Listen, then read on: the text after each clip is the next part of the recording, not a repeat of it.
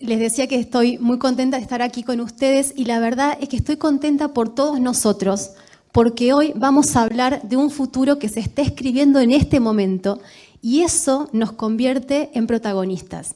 Y quiero empezar contándoles una historia. 400 antes de Cristo, en la antigua Grecia, Hipócrates, un joven médico y filósofo, quizás el padre de la medicina occidental.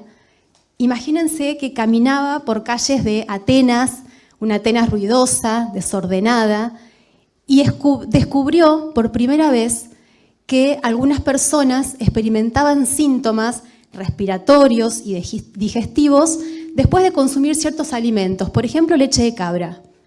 Hipócrates, quizás el padre de la medicina occidental y revolucionario de la medicina hasta entonces, creía en la observación clínica, en la experiencia. Entonces fue corriendo y anotó en sus cuadernos aquello que estaba viendo. Y sin saberlo, ese fue el primer registro de que se tenga memoria en la historia de la humanidad de la alergia alimentaria.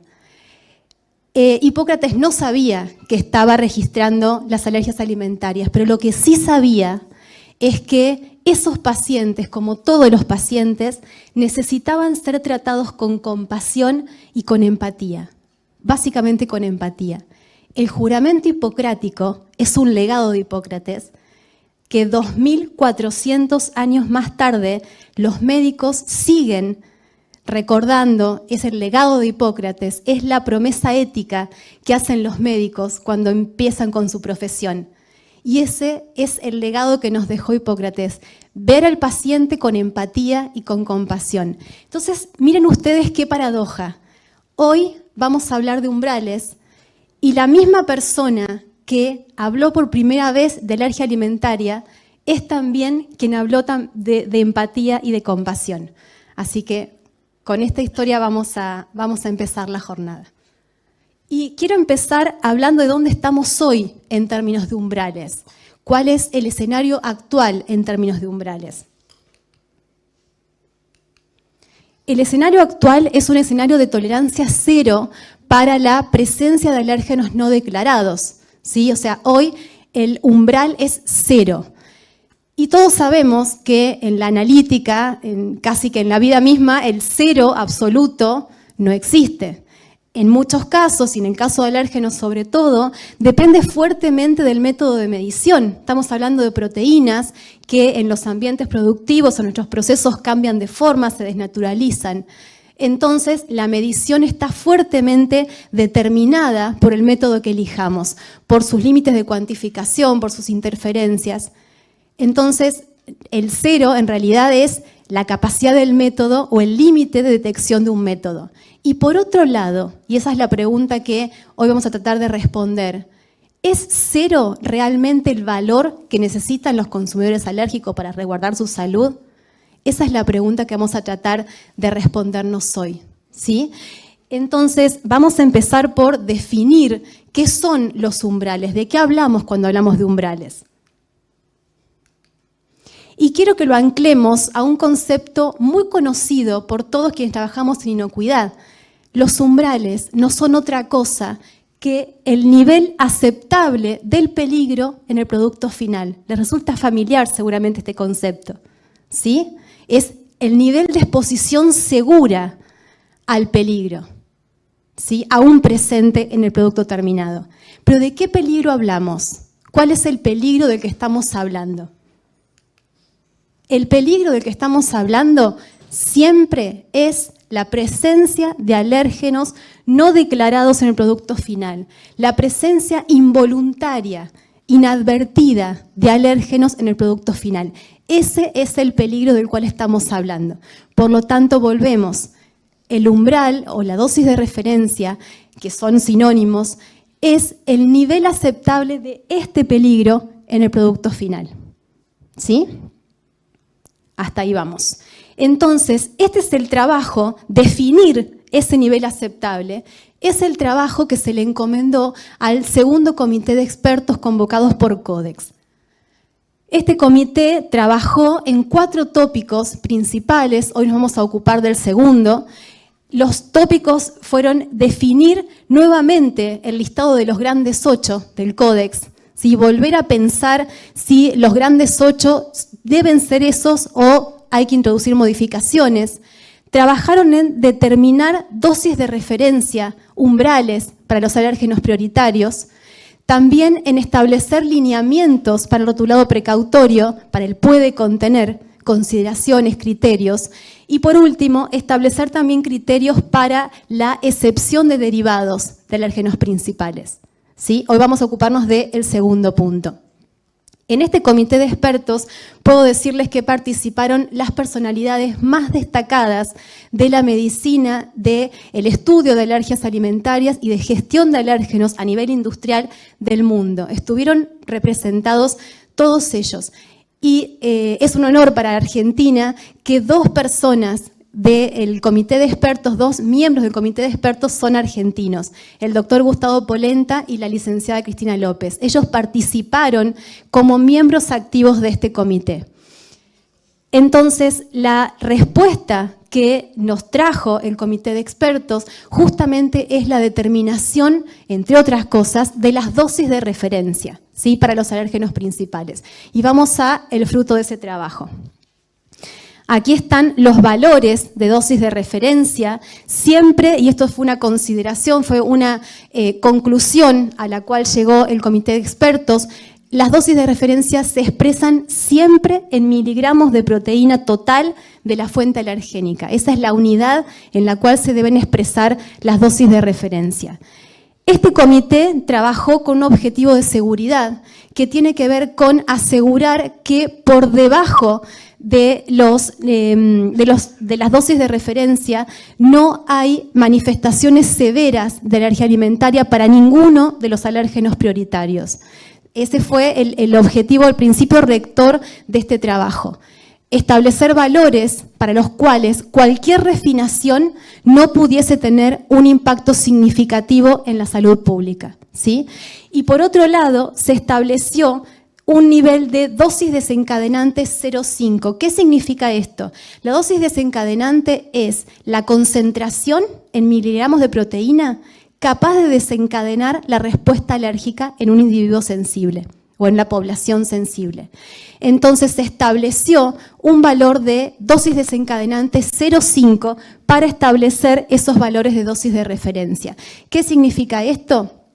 Que por debajo de esos valores solo el 5% de la población sensible podría manifestar síntomas, siendo estos síntomas, por el objetivo de seguridad, leves, transitorios y sin necesidad de intervención clínica. Establecer un valor más exigente que el de la dosis desencadenante 0,5 sería extremadamente conservador y por otro lado no habría técnicas analíticas capaces de atender esos niveles de detección. ¿Sí? Entonces, quiero contarles además que los diferentes alérgenos, fíjense que tienen una cifra significativa y eso fue una definición, también una convención para simplificar, y también la agrupación en valores similares de los diferentes grupos de alérgenos. Todo esto para simplificar la aplicación. Entonces, quiero contarles también que no es la primera experiencia que existe en el uso de umbrales. Hay antecedentes en el mundo. Quiero nombrarles 3. Hay 2 países que hace muchos años trabajan con umbrales: Japón y Suiza. En el caso de Japón, Japón ha establecido un umbral de 10 partes por millón medido por ELISA para sus alérgenos de declaración obligatoria. Para todos, ese es un umbral universal, para todos sus alérgenos. Y en el caso de Suiza, miren el umbral que utiliza, 1000 partes por millón, no está errado, ese es el valor, 1000 partes por millón, se escapa de todas las escalas y de las posibilidades de comparación, pero Suiza tiene esos umbrales, así que si algún día viajan a Suiza van a saber que la industria y la sociedad en general está habituada a manejar ese umbral. 1000 partes por millón. En ambos casos, si el alérgeno supera este umbral, se tiene que declarar como ingrediente en la declaración en el rótulo. Y hay otro antecedente que sí fue tenido en cuenta fuertemente por el comité de expertos, que es la experiencia de Vital. Vital, propiedad intelectual del Ergen Bureau, Australia y Nueva Zelanda, existe desde 2007, va en su versión 3.0, es un sistema basado en riesgos, es un sistema que utiliza desde 2007 el concepto de dosis de referencia, goza de reputación en todo el mundo, es aceptado por FDA, por Comunidad Europea, lo usan organizaciones en todo el mundo y es una experiencia exitosa en el uso de umbrales. Y de hecho, el comité de expertos de Vital ha formado parte del comité de expertos del Códex. Los miembros han compartido los dos espacios. Por lo tanto, todo el conocimiento de Vital está colocado en las dosis de referencia a las cuales arribó el comité de expertos del Códex. Ahora bien, ¿por qué la industria tiene que utilizar umbrales? ¿Para qué utilizar umbrales? Básicamente porque es una demanda de los consumidores alérgicos, es una demanda de la sociedad. Hay un estudio que se hizo en 2019 que demostró que 7 de cada 10 personas elegiría un producto si supiera que el rotulado precautorio está fundamentado en un análisis de riesgo. Las personas con alergias alimentarias viven constantemente en una situación de restricción de las posibilidades de consumo. Utilizar indiscriminadamente o utilizar por default el rotulado precautorio solo restringe más las posibilidades de consumo de una porción de la población que ya ve disminuida su calidad de vida de forma significativa. ¿Sí? Por eso hablamos de empatía.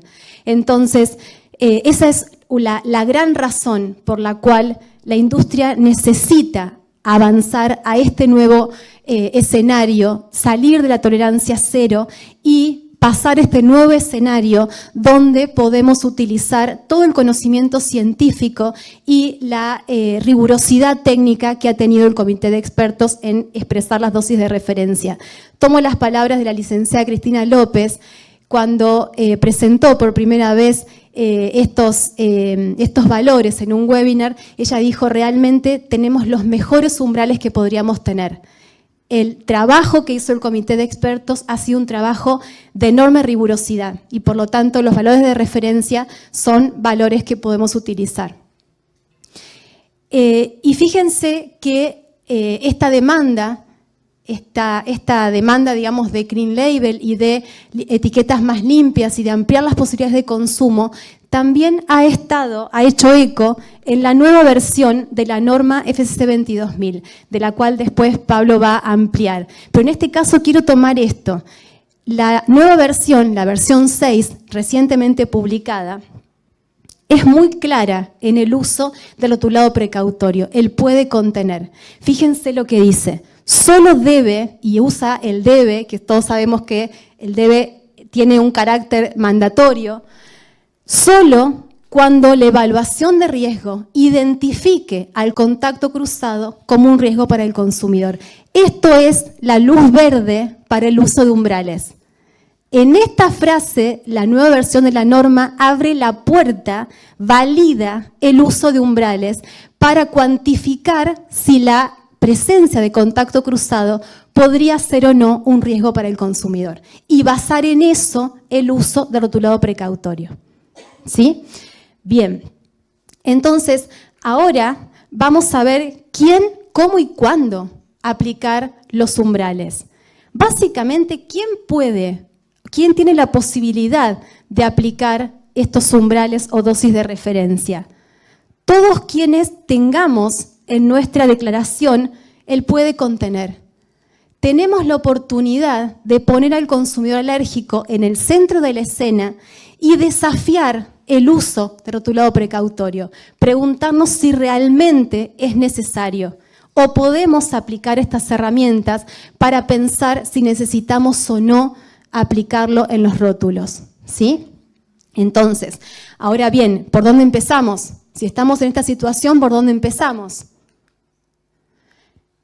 tenemos aquí un esquema de diseño y implementación de un programa de gestión de alérgenos.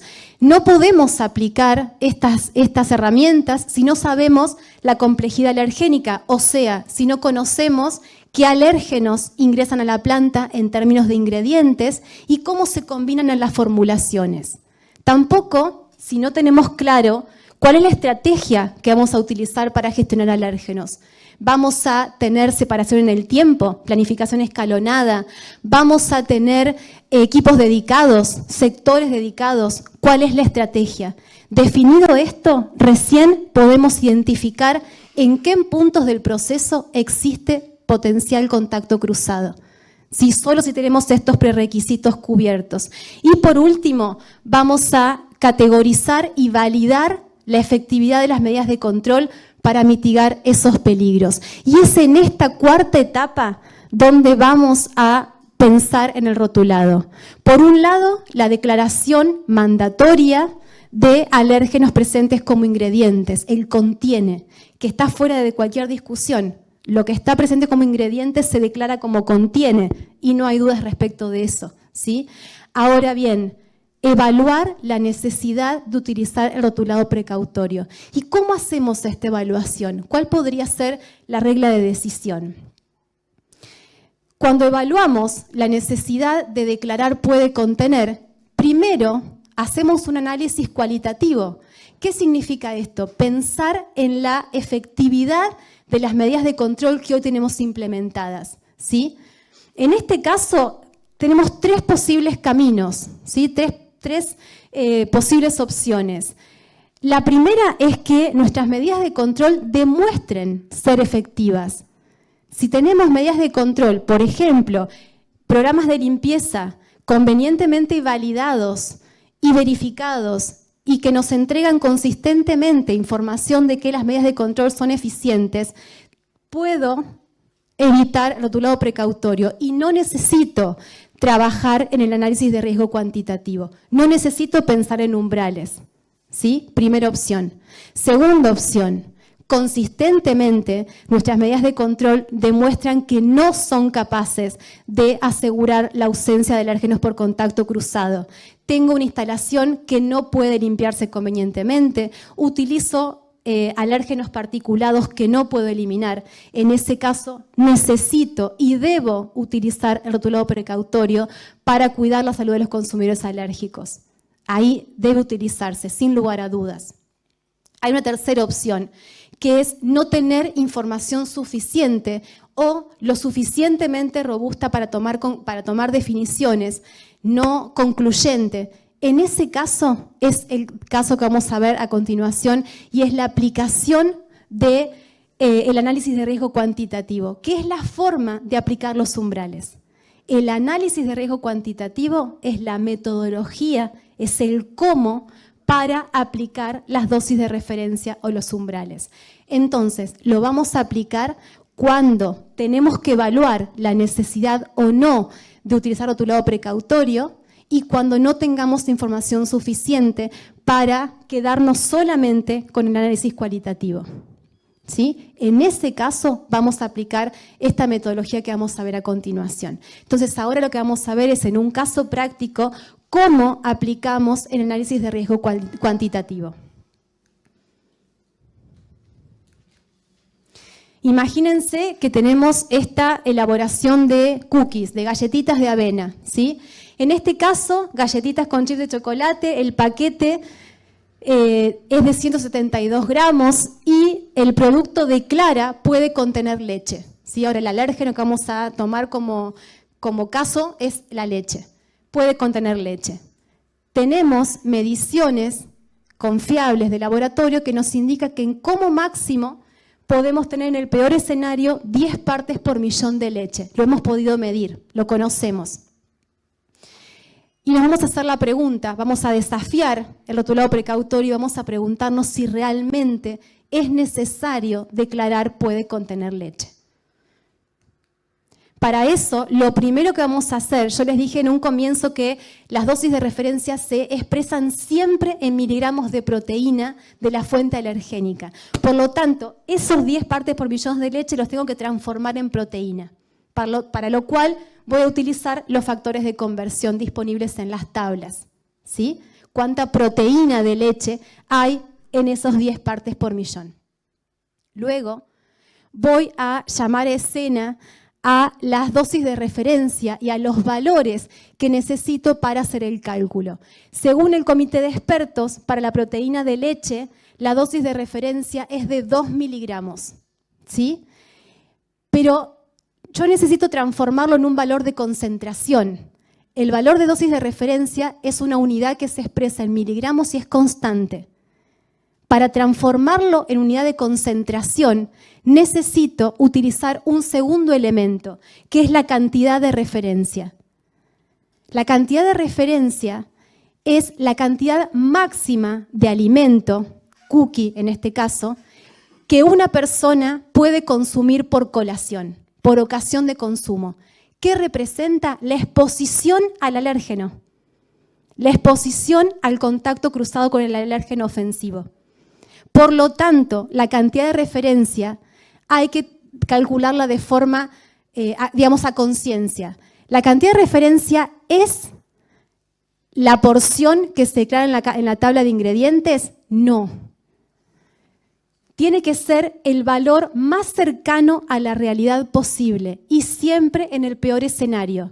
Por lo tanto, lo recomendado es utilizar las tablas de distribución de consumo. ¿Sí? Tablas estadísticas de distribución de consumo de comidas típicas. Y el comité de expertos recomienda tomar de esas tablas de consumo el percentilo 75. ¿Sí?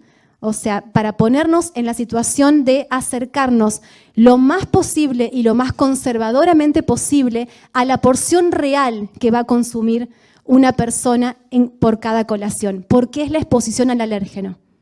¿Sí?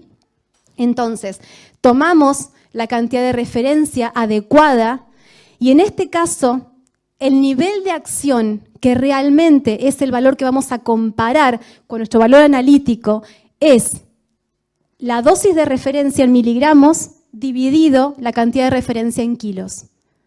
Siempre es esa fórmula. Y eso me va a dar el nivel de acción. ¿Sí? El nivel de acción es lo que puedo comparar, se expresa en un valor de concentración, miligramos por kilo o partes por millón. Y en este caso, la pregunta que hago es, el límite de acción para esta cantidad de referencia, para el alérgeno leche, es de 20 partes por millón. Sin embargo, en el peor escenario, el contacto cruzado es de 3.64. ¿Es necesario aplicar rotulado precautorio? No, no se requiere, ¿sí? Y estamos trabajando con los valores más conservadores.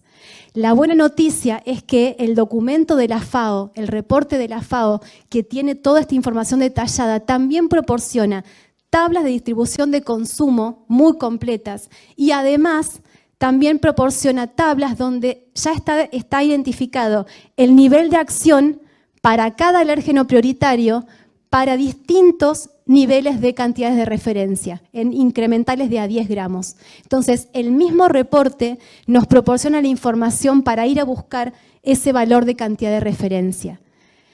¿En qué casos podría no utilizar el percentilo 75 de las tablas de consumo? Imagínense si nosotros conocemos nuestro producto, conocemos al consumidor y sabemos, tenemos datos internos de la organización que nos dicen cuál es el tamaño de la porción real.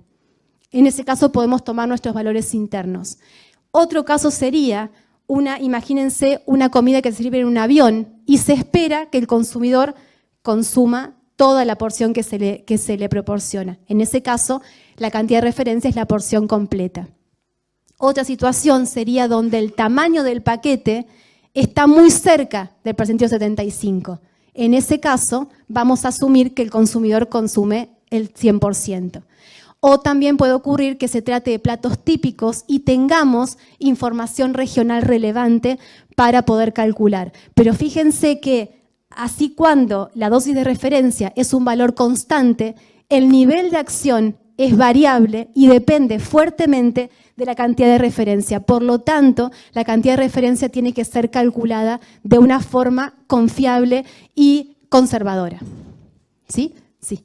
El valor de 10 partes por millón de allá arriba, vos lo sacás de un análisis hecho de laboratorio. Exactamente.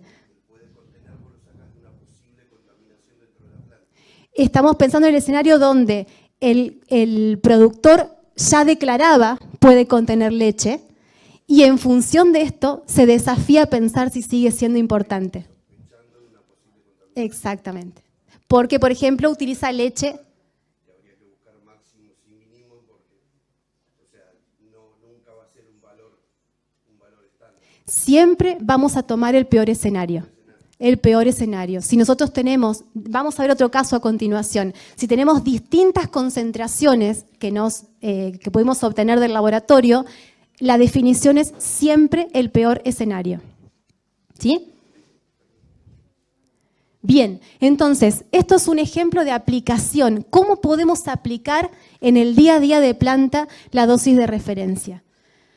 Vamos a ver un caso, otro caso, un caso típico, ¿sí? En este caso es la historia de Pablo, referente de diseño y desarrollo, y Flor, la responsable de calidad. Están lanzando una nueva receta de snacks y se encuentran con un problema que seguramente nunca vieron en planta. No les va a resultar familiar para nada. Aquí están los snacks. Esta es la hoja de datos, lo que sabemos en este caso. Tenemos un ingrediente, que es una mezcla de condimentos que va a ser parte de los snacks, que dice en la carta de garantía puede contener trigo. El proveedor nos indica que el ingrediente puede contener trigo. También nos dice que este contacto con trigo puede ser esporádico, ¿sí? Depende de la producción primaria, por lo tanto, en algunos lotes puede estar presente y en algunos lotes no. No hay un patrón de presencia de trigo. Tenemos resultados de laboratorio, ¿sí? Varios valores analizados por ELISA y, por supuesto, nos vamos a quedar con el peor escenario, con las 15 partes por millón de harina de trigo. Nuestro proveedor nos indica que el laboratorio informa 15 partes por millón de harina de trigo, medidos por ELISA. Utilizamos el factor de conversión porque siempre te vamos a hablar de proteínas. Estamos de harina de trigo, tenemos que pasar a proteínas de trigo y por eso aplicamos el 40%. Y también sabemos que nuestros snacks, la mezcla de condimentos, el ingrediente problema, participa en un 12%. ¿Sí? El 12% de la receta de los snacks viene de la mezcla de condimentos. Y también sabemos que la distribución de ese posible contacto cruzado con trigo en el producto final sería homogéneo, porque estamos hablando de polvos, ¿sí? Son los datos de partida. Entonces los vamos a colocar en nuestra hoja de cálculos para determinar el nivel de acción. Aquí entonces los datos iniciales. Aplicando el factor de conversión, sabemos que en la mezcla de condimentos, o sea, en el ingrediente, la presencia de proteína de trigo es de 6 partes por millón, siempre partiendo del peor escenario analítico. En la receta, esto es simplemente traducir el valor de la receta, ¿sí? El 12% que participa el ingrediente se traduce en que en 1 kilo de snacks vamos a tener como máximo 0.72 partes por millón de proteína de trigo. ¿Sí? Entonces ahora llamamos a la escena a la dosis de referencia y a la cantidad de referencia. Según el comité de expertos, para el alérgeno trigo, la dosis de referencia es de 5 miligramos de proteína de trigo. La cantidad de referencia tomando percentil 75 para este tipo de snacks nos da que en una ocasión de consumo la cantidad máxima que se puede consumir es de 400 gramos. Por lo tanto, nuevamente, 5 miligramos dividido 0.4, porque tengo que traducirlo a kilos, me da que el nivel de acción es de 12.5 partes por millón. ¿Sí? Nuevamente. 12.5 contra 0.72. ¿Será necesario declarar en el producto final puede contener trigo? No. Esto es una pregunta muy común. siempre me consultan si mi materia prima indica puede contener. ¿Debo trasladar el producto final? En un escenario de no umbrales, la respuesta es sí, porque la tolerancia es 0. En un escenario de umbrales podemos desafiarnos y hacer esta cuenta. ¿Sí? Bueno, ahora quiero contarles algunas restricciones o algunas consideraciones de enorme importancia para poder utilizar estos conceptos. Lo primero es, nosotros sabemos que cuando nuestros sistemas de control, nuestros planes HACCP descansan en valores medibles, esos valores tienen que ser confiables. En este caso, en los ejemplos que compartimos, todo parte de un valor analítico, ¿sí? De un valor que se mide en laboratorio. Por lo tanto, ese valor que da origen a esta posibilidad de cálculo debe ser confiable. El comité de expertos recomienda que seleccionemos métodos donde el límite de cuantificación, que significa la cantidad mínima de analito que puede identificarse, que puede cuantificarse, el límite de cuantificación tiene que ser el nivel de acción dividido 3. ¿Qué significa eso? Permítanme volver. Si mi nivel de acción es 12.5, voy a elegir un método cuyo límite de cuantificación sea 4. 12,5 dividido 3, aproximadamente 4. ¿Sí? Eso me va a permitir que el rendimiento del método, con sus interferencias, con sus limitaciones, con los errores normales que puede haber, con las fluctuaciones que puede haber, sea capaz de entregarme un valor confiable. Esa es la primer consideración muy relevante a hacer cuando seleccionamos el método. Otra cuestión es que siempre estamos hablando de proteínas. Por lo tanto, lo que debemos elegir, de ser posible, es métodos que lo que cuantifique sea proteínas y no ADN. Este es el caso de ELISA y DMS, ¿sí? De espectrometría. Entonces, siempre que posible, debemos elegir métodos donde el analito, lo que se determina, es proteína. ¿Sí? Otra cuestión también es que en la detección de alérgenos, la matriz del alimento tiene una enorme relevancia. Como hablábamos al principio, hay interferencias, puede haber falsos positivos, falsos negativos. Por lo tanto, la adecuación del método, tener certeza de que estamos eligiendo un método validado para nuestra matriz, también es importante. Nada de esto tiene sentido si los valores analíticos de los cuales partimos no son confiables. Si no podemos cuantificar, entonces nada de esto va a tener sentido. Y por otro lado, la acreditación del laboratorio. Si enviamos muestras a los laboratorios, realmente tenemos que saber que está acreditado para ese análisis, para ese método y para esa matriz de alimento y para el alérgeno que queremos determinar. Eso es muy importante, sobre todo porque los métodos tienen su complejidad de ejecución. Entonces, es importante que podamos confiar en el valor de partida, si no, nuevamente, no tiene sentido que hagamos ningún tipo de análisis. Sí.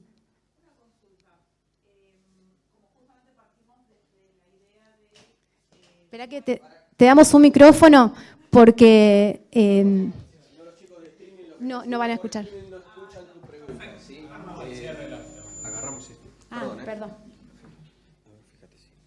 Si llega. Dale, mejor. ¿Para qué se hace? ¿Para qué? Venga.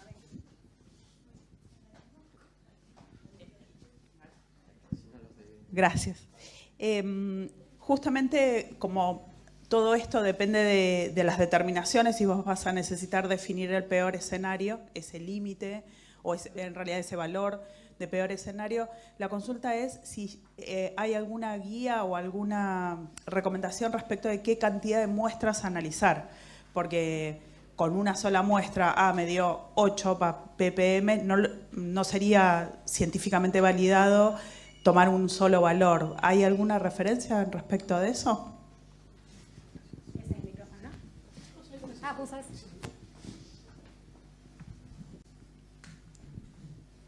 Gracias por la pregunta y en realidad nos adelantamos. El espacio de preguntas venía después, pero es súper pertinente. En referencia a eso, claramente el muestreo es súper relevante y en el caso de alérgenos lo es aún más.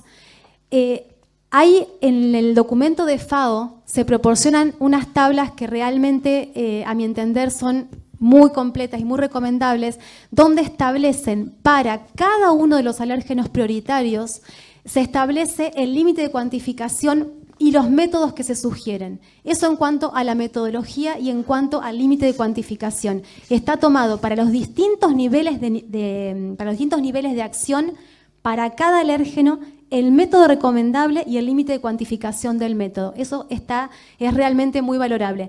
Hay otro documento, a posteriori de la charla voy a compartir todos los documentos científicos, el documento de la FAO y otros documentos también de interés, y este que les voy a mencionar ahora, hay un documento elaborado por ILSI Europa, es una organización en Europa, que tiene todo un capítulo dedicado al muestreo, según el alérgeno sea particulado o según sea de distribución homogénea. Y ahí está todos los lineamientos. Sin embargo, más allá de este documento, que es muy recomendable, en el documento oficial de la FAO se identifica como una necesidad a abordar el tener más disponibilidad de documentos respecto del muestreo. Tanto el muestreo como los métodos de referencia para cada tipo de alérgeno. La parte analítica que debe acompañar todo el análisis de riesgo cuantitativo tiene una enorme relevancia y es quizás el aspecto todavía a desarrollar en lo posterior. Yo les decía que estamos hablando de un futuro que se está escribiendo en este momento y es así. Sin embargo, estos documentos que les menciono hoy tienen información muy útil y muy relevante. Así que a posteriori voy a compartir. Bien, por último, en algunos casos hay que aplicar ciertos resguardos o ciertas consideraciones particulares. Quizás el mejor título no sería cuándo no aplicar, sino cuándo aplicar bajo ciertas consideraciones. Por ejemplo, el caso típico es cuando tenemos productos a granel, productos de uso industrial o productos para los servicios de alimentación. ¿Saben por qué? Porque no podemos determinar con exactitud la cantidad de referencia. Si no puedo definir la porción de consumo, es difícil poder estimar la exposición al riesgo. Por lo tanto, en estos casos donde no puedo conocer la cantidad de referencia, atención, ¿sí? No lo puedo aplicar de una forma tan directa. Otra cuestión es cuando tenemos alérgenos particulados, donde la distribución del alérgeno en el producto final no es homogénea.